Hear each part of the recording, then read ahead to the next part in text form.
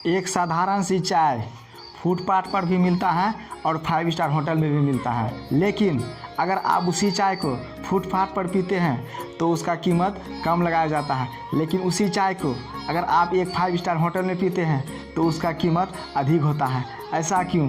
ऐसा इसलिए क्योंकि जगह इम्पोर्टेंट है, स्थान मायने रखता है।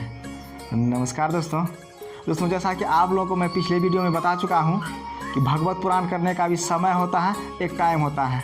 साल के किस किस महीने में आपको भगवत कथा पढ़नी चाहिए या सुनना चाहिए या सुनाना चाहिए, लेकिन इसमें और भी कुछ चीज़ें हैं जो बहुत मायने रखता है, बहुत इम्पोर्टेंट चीज़ है। आपको भगवत गीता कहाँ पर पढ़नी चाहिए? आपके मन में सवाल उठता होगा कि भगवत गीता कहाँ पर पढ़नी चाहिए, कहाँ पर सुननी चाहिए या कहाँ पर कहनी चाहिए, या सत्संग में या कीर्तन भजन में या धार्मिक स्थल पर या किसी मंदिरों में। दोस्तों, आप अगर ऐसा सोच रहे हैं तो भगवत गीता आप कहीं भी पढ़ सकते हैं, घर में भी पढ़ सकते हैं, छत पर भी पढ़ सकते हैं, लेकिन जगह इम्पोर्टेंट होता है, जगह मायने रखता है। लेकिन इनमें से कुछ चीज़ें ऐसी होती हैं जो बहुत मायने रखता है, बहुत ज़्यादा इम्पोर्टेंट है। आपको ये चीज़ें कहाँ पढ़नी चाहिए? दोस्तों, आप जहाँ भी पढ़ें, लेकिन वह जगह पूरा आसपास साफ़ सुथरा, साफ़ सफाई होना चाहिए। दोस्तों, आप तो जानते ही हैं कि दुनिया में हर एक चीज़ों को साफ़ सफाई और सुंदर चीज़ें पसंद होती हैं।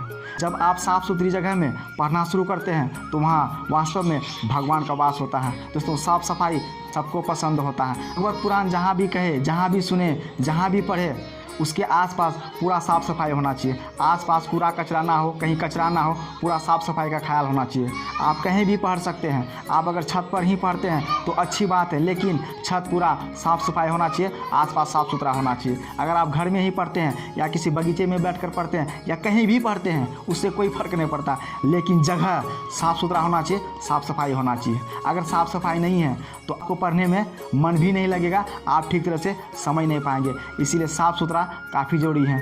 साफ़ सुथरा कपड़े पहनना, अपने मन को साफ़ रखना, दिल को साफ़ रखना, ये बहुत ज़्यादा इम्पोर्टेंट वाली बात है। और जगह तो खैर ये इम्पोर्टेंट है ही, जगह को साफ़ सुथरा रखना, जगह आसपास साफ़ सुथरा होना चाहिए, पूरा साफ़ सफाई होना चाहिए। अगर आप वहाँ पर पढ़ते हैं, साफ़ सफाई का स्थान पर पढ़ते हैं, तो आपको पढ़ने में मज़ा भी आएगा, आपका मन शांत होगा, दिमाग शांत होगा और चीज़ों को आप बखूबी से अच्छी तरीके से समझ पाएंगे।